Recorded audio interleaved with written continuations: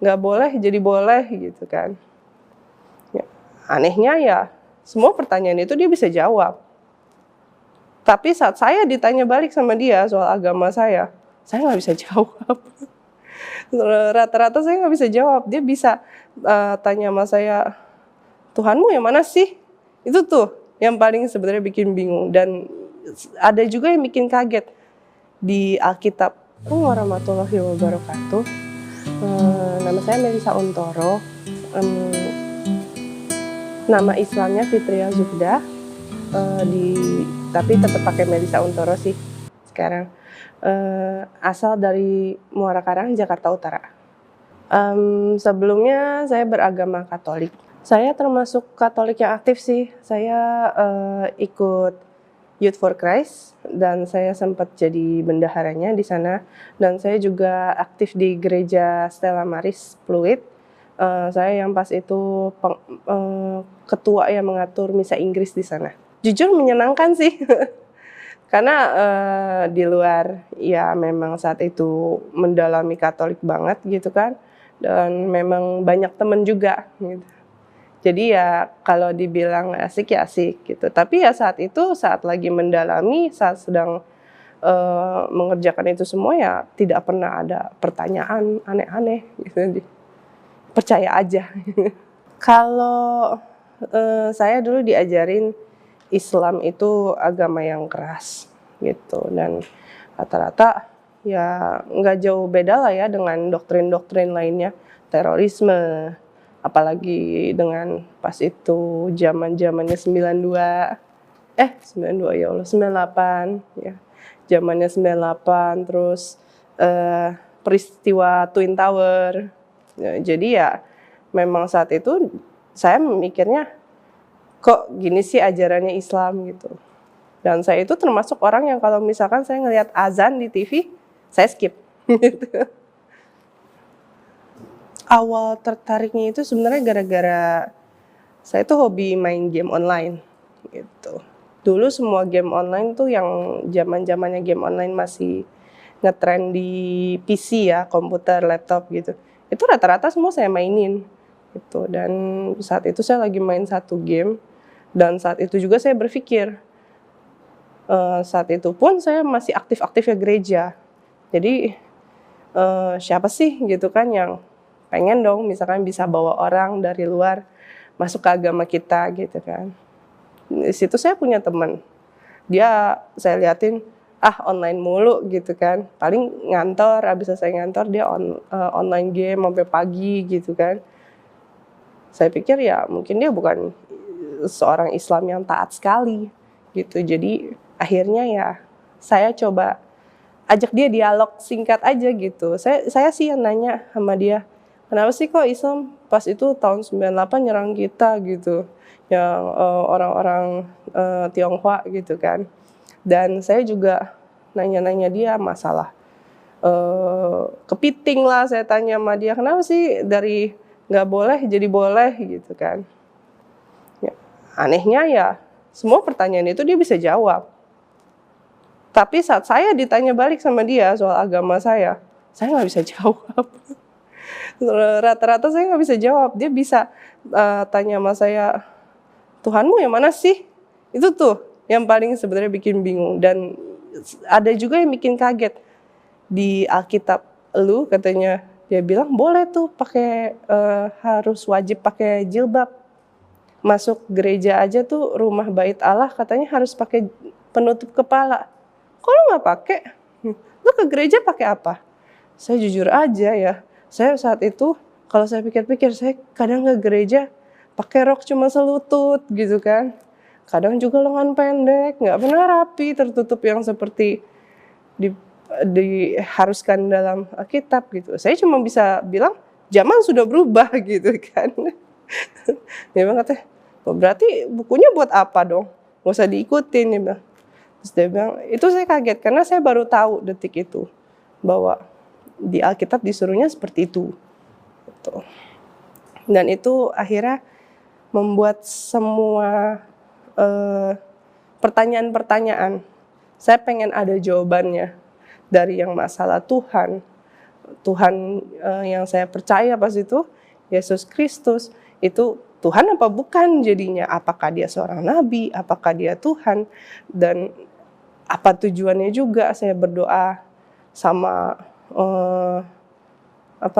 Yesus Yesus Kristus, kalau memang dia ada cuman seorang nabi dan memang yang harus disembah ya, yang mungkin saat itu dibilangnya Allah Bapa ya kalau di Katolik gitu kan. Jadi kenapa dia yang Tuhan, bukannya Allah Bapanya yang Tuhan gitu.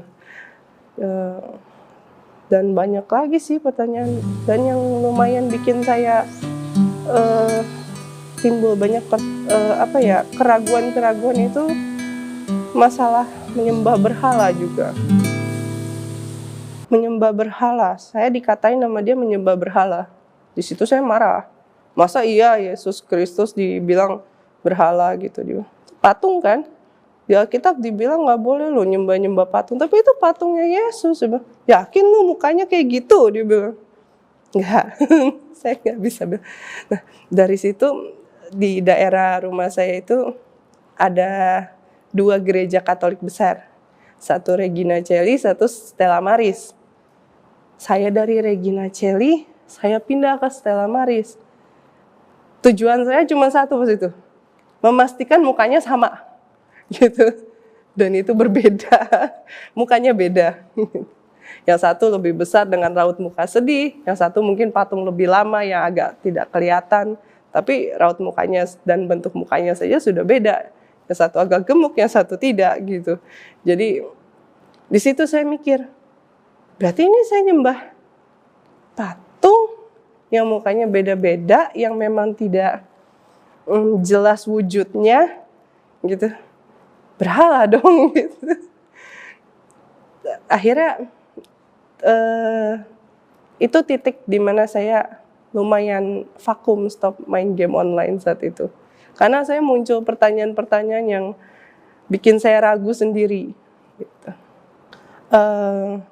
Saya banyak belajar sih ya, dan saat saya kuliah itu saya sembari suka searching, jadi lihat perbandingan agama gitu. Karena saya mempunyai keinginan saat itu untuk mengalahkan teman saya itu yang udah ya kasarannya bagi saya ngejelekin agama saya gitu kan. Cuman akhirnya dia juga sih yang bilang sama saya, coba nonton Zakir Naik, Ahmad Didat gitu di YouTube. Kalau emang lu masih banyak nanya-nanya, jangan nanya gue bukan ustadz, dia bilang gitu. Udah akhirnya saya nonton, lumayan banyak video-videonya kan di YouTube. Situ saya tambah makin ragu dengan Katolik, tapi saya makin menemukan banyak jawaban yang masuk logis di Islam gitu. Akhirnya saya beranikan diri, saya bilang 2015 itu saya bilang saya mau syahadat gitu. Saya nggak beraniin diri bilang sama keluarga itu 2015, dan itu ya pastinya responnya nggak bagus lah ya. Orang tua saya tidak setuju karena memang keluarga saya itu benar-benar agamanya campur-campur. Maksudnya keluarga besar tuh agama campur-campur. Papa saya sendiri itu Buddha, mama saya Katolik. Cuman ya pada saat itu zaman mereka pernikahan beda agama itu masih boleh. Di Indonesia masih boleh gitu. Jadi dan keluarga besar pun tidak ada yang Islam gitu. Jadi ya saat itu saya yang memang pertama kali. Jadinya ya memang agak sulit jalannya. Terutama ya orang tua nentang sekali gitu kan. Sampai saya harus tidur satu kamar sama mereka, dipantau gitu kan. Udahlah, jadi Katolik aja gitu, nggak usah yang lain-lain gitu. Karena saya pikir itu reaksi yang normal gitu. Jadi saya pikir mungkin dengan berjalannya waktu nanti akan ada cara di mana orang tua saya akan kasarannya pengennya mah legowo gitu ya. Tapi ya ternyata tidak, dan jelang 2 bulan 3 bulan itu akhirnya saya cari bantuan ke Mualaf Center saat itu. Di situ bantu sama Ko Hani Kristianto. Saat itu beliau masih sekretaris di sana gitu. Jadi beliau yang bantu saya keluar karena beliau udah bilang, oh kalau orang tuanya sudah sekeras ini, mendingan harus keluar aja dari rumah. Dia bilang gitu. Keluarga, ujian saya yang paling besar keluarga. Sulit. Justru pas saya udah masuk Islam dan saya ditaruh di santren Darut Tauhid, saya belum biasa karena di santren setahu saya saat itu sholat 5 waktu, sedangkan di santren Darut Tauhid itu subuh iya, duha iya, ya kan, zuhur iya, asar, maghrib, isya, tahajud setelah itu kan. Jadi saya saat itu belum biasa, sempat bolong tahajud berapa kali itu, ya kan, ketiduran gitu karena kita belum terbiasa gitu kan. Tapi saat itu ustazah di sana bilang sama saya, coba Melisa minta sebelum tidur, Bismillah dulu, wudu dulu gitu katanya. Bismillah, minta sama Allah dibangunin, dia bilang gitu. Gak usah pasang alarm dia bilang, karena saya udah coba pasang alarm, gak mempan mas, gitu, gak bangun. Jadi dia bilang katanya minta sama Allah. Dan itu yang saya kaget ya mas, saya bangun, beneran bangun dan dibikin seger, gitu. Saya kaget itu. Jadi saya di sana saya di sana sekitar sebulan lebih dan seminggu itu banyak banget bolongnya, terutama bolong tahajud itu banyak banget bolongnya. Sedangkan kalau subuh kan karena memang banyak orang gitu, jadi pasti kita bangun gitu. Nah kalau tahajud itu saya sering bablas itu. Tapi ya alhamdulillah sih, saya kaget gitu ya saat saya minta, beneran dibangunin gitu. Kalau lihat jam itu aneh, jam 2 kurang 15 menit, itu udah pasti bangun. Pasti, aneh, sampai rutin itu berhari-hari seperti itu. Tapi ya itu. Dan saya juga sempat bikin postingan di Facebook saya tuh setelah saya mualaf berapa lama itu, saya bilang ini agama ribet, saya bilang gitu. Tapi ya ribetnya itu masuk akal gitu, logis gitu loh mas. Jadi kalau dibilang ribet, ya penyesuaiannya lumayan lama gitu. Tenang, lebih tenang, pasti jauh lebih tenang gitu. Karena saya tidak ada pertanyaan gitu loh mas. Saya merasa saya doa langsung dengan yang memang seharusnya gitu, dengan Allah gitu, bukan dengan yang lain-lain. Sebenarnya kalau menurut saya orang non Muslim itu melihat kita orang-orang yang Islam kafah itu radikal sebutannya ya mas ya. Banyak yang bilang kita tuh radikal, tapi sebenarnya menurut saya kita cuma menjalankan agama, perintah gitu. Malahan yang tidak menjalankan itu ya bagi mereka yang orang-orang yang tidak kafah itu, yang mereka bilang malah itu Islam gitu loh. Islam tuh kayak gini, nggak kayak yang itu mah radikal, teroris dan sebagainya gitu.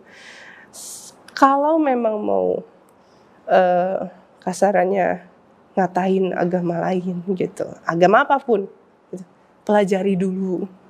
Karena mungkin saya sudah pernah ngalamin Katolik, saya sedikit-sedikit saya udah pernah ngalamin Buddha karena ayah saya kan dari Buddha gitu kan.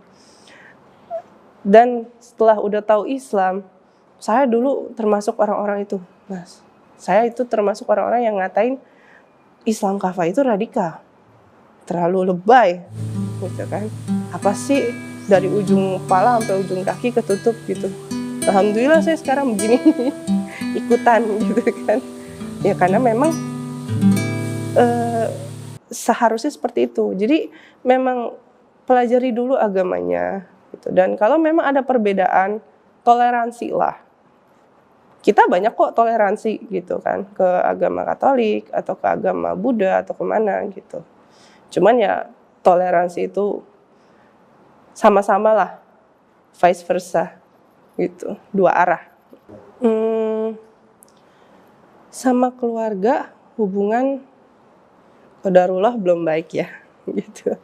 Karena memang keluarga saya itu keluarga keras. Jadi ya memang mungkin mereka belum bisa menerima, dan mungkin ya sampai saat ini pun misalkan saya hubungin juga masih ya masalah lalu-lalu diungkit aja terus gitu. Ya nggak apa-apa lah, pelan-pelan aja lah Mas, kita doain aja, mohon doanya, insya Allah bisa luluh orang tua. Motivasinya buat teman-teman semua yang mualaf, istiqomah itu perlu gitu. Dan tambah pelajari agamanya, jangan cuman ya Islam sholat 5 waktu udah selesai gitu, nggak gitu juga. Cuman ya pelan-pelan, bertahap aja, nggak perlu langsung yang wah dalam banget gitu. Yang dasar-dasar dulu nggak apa-apa, yang penting istiqomah gitu aja sih pesannya. Nggak ada lagi, kalau buat mualaf mah istiqomah aja. Oh iya, dan sabar untuk ngadepin apapun itu ujiannya, entah itu finansial, entah itu keluarga, entah itu cobaannya dari orang Islam sendiri, ada gitu. Banyak cobaannya, jangan sampai kita goyah imannya cuman karena ujian. Ujian itu malah bentuk sayangnya Allah sama kita. Kalau mau ketemu aku ada di Mie Ayam MD. Itu usaha aku, alhamdulillah udah sekitar setahun berjalan sekarang. Itu ada di Pondok Pucung Indah, Tangerang Selatan, di Komplek Pondok Pucung Indah 1, seberang Sekolah Budi Mulia 2. Aku ada di sana, insya Allah pagi atau siang. Gitu. Pesan untuk teman-teman yang emang muslim dari lahir, manfaatin. Emang kalian tuh udah indah banget terpilih lahir sebagai muslim. Bahagia, untung banget gitu, lahirnya udah jadi muslim. Manfaatkan kesempatan ini, ibadah, dan ibadah. Belajar. Memang Islam itu penuh dengan keindahan yang memang saya pun sendiri menyesal bahwa sekarang saya baru belajar dan baru tahu gitu tentang Islam.